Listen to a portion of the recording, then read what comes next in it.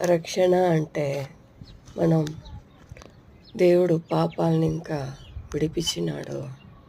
మనం కల్వరిలో దేవుడు మన కోసమే యేసుక్రీస్తును చనిపోయినాడని, మూడవ రోజు లేచినాడని మనం నమ్మాలి.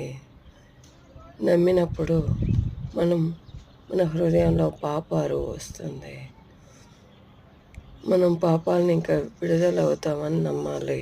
ఫస్ట్ ఏదేదో సువార్ చెప్తారు, కానీ మెయిన్ దేవుడు పాపాలని ఇంకా విడిపించేకే వచ్చింది ఈ లోకానికి. ఈ రోగం పోయేది కాదు, కానీ ఈ లోక అవసరాల కోసం యేసుక్రీస్తుని అయితే నమ్మద్దండి. యేసుక్రీస్తుని నమ్మితే ఇంకా మీకు కష్టం రావచ్చు, కానీ పాపాలని ఇంకా విడుదల పరలోకం ఉంటుంది. మనం దేవుడు పరలోకం వదిలి వచ్చింది మనల్ని